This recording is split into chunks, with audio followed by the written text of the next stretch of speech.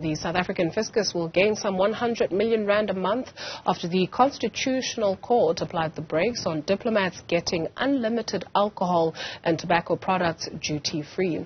It is suspected that diplomats have been abusing this privilege by allegedly selling the products on the black market. We're now joined by SARS Commissioner Edward Kieswetter to tell us a little bit more about this development. Thank you very much, sir, for your time this afternoon. Perhaps let's start with a little bit of context, especially given that this is said to save the fiscus some 100 million rand a month. Well, thank you and good afternoon. So we became aware that, let me first say that under the Vienna Convention, diplomats have certain privileges. Amongst those privileges is the ability to buy alcohol and tobacco products duty-free. We became aware around about 2019 that there was a significant level of abuse where certain diplomats were in fact buying these products, using the duty-free allowances, and then on-selling it in the domestic market. What that means is that products bought by consumers that would otherwise attract duty would escape the fiscus. And so not only was it an abuse of privileges, but it was also distorting the local economy, and hence our estimation that we were losing up to 100 million rand a month because of this progressively increasing level of abuse that we detected. And these level of abuses, just how far and wide were they? And not just limited to perhaps tobacco and alcohol products, but to your knowledge, what else did we find that diplomats are abusing? Well, I mean, this was a very particular kind of abuse. There are also other forms of abuse, but it's not limited to diplomats. This particular type of abuse is abusing the privilege to acquire alcohol and tobacco products from a duty-free shop and therefore not having to pay duty. The issue of abuse of imports and exports is a huge issue where the fiscus loses, by our estimate, billions of rands, but not part of this particular judgment. Turning to this judgment, when we became aware of the level of abuse and the concern, we raised this issue obviously with the Department of International Relations, DIRCO, because every diplomat comes in under the provision in law and with the oversight of DIRCO. We also raised this with the consulates and embassies where we detected this level of abuse. And we raised it with the shops that were selling wittingly this high level of sales, whereas they must have known that this was not for normal consumption. We then also approached the minister and raised this concern, and the minister then announced that he would review the legislation and introduce some adjustments to limit the abuse. What happened in 2021, the minister made certain adjustments to the schedules, 3 specific areas. One, to introduce a quota, a 6-monthly quota that diplomats could buy, but would limit them to that. Secondly, also a clear register of who would qualify, and this register is kept by the Department of International Relations, DIRCO.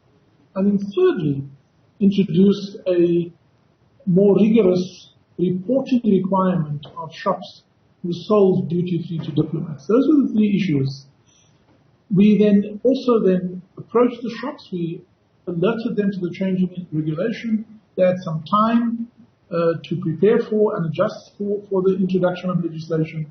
They then, a month before the legislation became active, they approached the High Court and raised that firstly, the decision and the process by the minister was irrational and unfair, and secondly, he acted beyond his powers, and therefore the decision that he made to adjust these schedules to the acts were unconstitutional.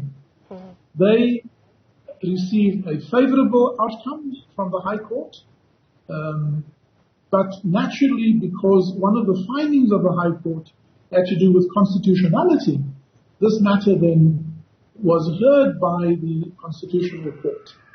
The Constitutional Court, thankfully, then found that the decision by the Commissioner to seek for these schedules to be adjusted was correct and fair, that the law was never intended for diplomats to use it to run their own off-sales and to distort the local market by providing duty-free products into the local market, and therefore was quite rational to seek an intervention.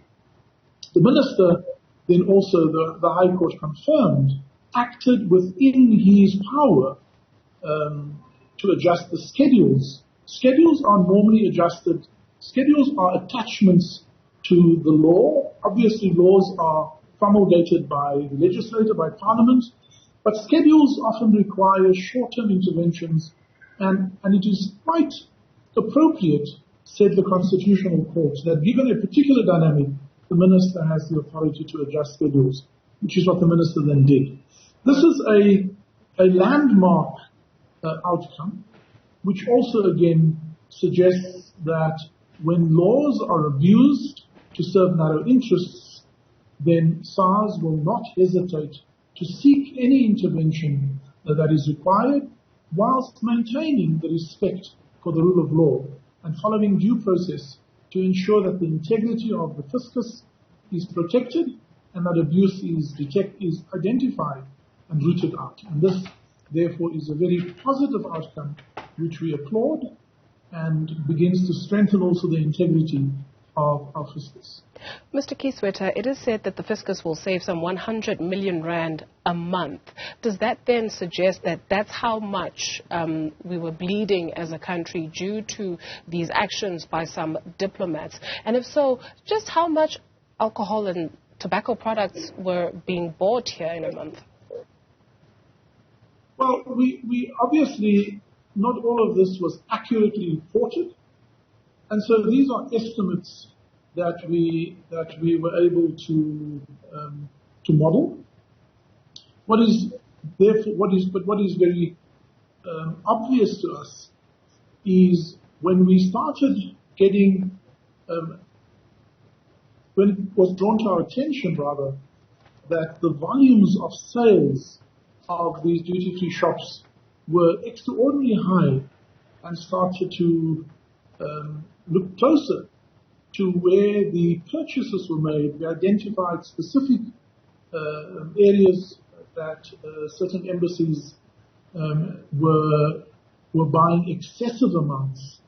And it is from that modeling that both the abuse of the duty-free and the VAT-free provisions in law, it is from that we have modeled the estimated loss to the fiscus. Clearly what will then now happen is two things. Firstly, those who became spoilt by buying through this illegitimate supply chain will now have to either stop drinking, which we think is highly unlikely, but they will now have to buy this through the normal supply chain, going to a normal off-sales, a normal supermarket or wherever these products are sold.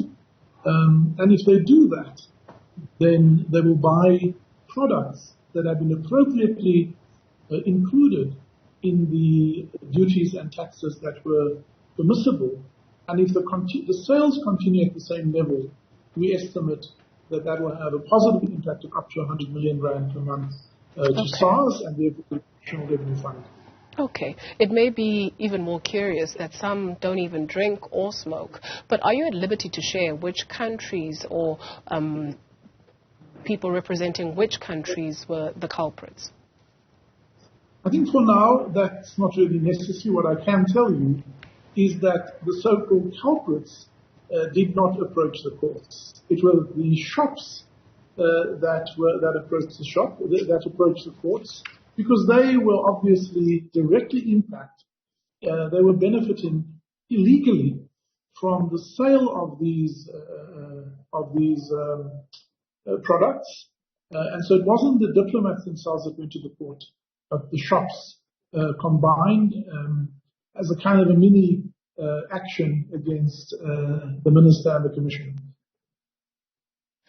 Perhaps is there any other information you can share with us in terms of some of the work that SARS is doing more so? Maybe if we take a look, there was an issue in Cape Town of somebody who was assassinated, and it is said that the underworld there is linked to the issue of drugs, if you will. And so is there anything that is on your radar where that is concerned? SARS has said this before, and we remain concerned that the extent of tax and economic crime is really at levels that are that should concern every one of us as South Africans. And linked to tax crime, there is almost always underlying criminal activities, whether it relates to the retail chain of providing goods into the retail market that is not properly regulated by the respective regulatory bodies, or drugs and abuses. We will again, in the October announcement by the Minister, share some information of what we have seen in the confiscation of narcotics that are brought into the country illegally and other pharmaceutical products, what is brought into the country illegally in terms of alcohol and tobacco, in terms of clothing and leather goods, the level of abuse in terms of round tripping of fuel and gold. All of these are areas of abuse that is on our radar, and increasingly we are building the capacity to get greater extent of access to information from various authorities, including international authorities. So, for example, we have automatic exchange of information protocols with countries like China and India, where huge volumes of imports come through our ports of entry. And by being able to exchange information, we are then also develop the ability to detect any false declaration, any understatement of the value of goods that are brought in. And slowly but surely we're building the data science capability, the technological platform, as well as augmenting the efforts of our people to expand our sphere of influence, to have a greater degree and ability to detect. But having said that, we are still well behind. I often get the impression that the criminals are better resourced and better organized, and sadly often aided and assisted by people who are in positions of authority and have access to the state's resources. And very often, a lot of this crime is facilitated and enabled by people who are in positions of trust. And that's just the most unfortunate part, Mr. Kieswetter. And so, is there, or what kind of conversations are being had? Because essentially, is that not treason? You know, I think I've often been called treason. Our law doesn't always call all forms of crime treason.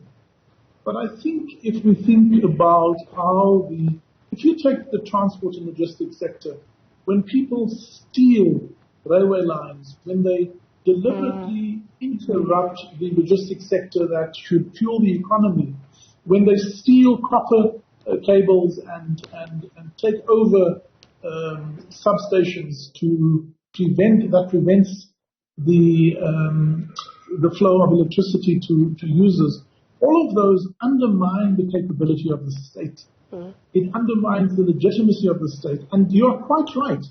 In some way, even though the law does not define it as treason, what has happened in Eskom, what is happening in Transnet, amounts to nothing short of treasonous behavior that should be dealt with in the harshest possible way. Our economy has been sapped. It has been crippled by people who have become quite petulant and quite arrogant in the abuse of state power, in the abuse of private sector intervention, because remember, it isn't only the government, politicians and civil servants that are exposed to corruption. It is also those private companies and enablers who enable state capture and corruption. So it is endemic in our society, and we should all, as South Africans, be concerned, because not only does it impact in the short term the ability of the state to collect revenues and to deliver its services, it has a long-term impact on the social cohesion of that will, for many years to come, the price will be paid by the poor and most vulnerable, and in particular the next generation. That's what rests heavily on my heart. Thank you very much for your contribution and for your time this afternoon, SARS Commissioner Edward Kieswetter.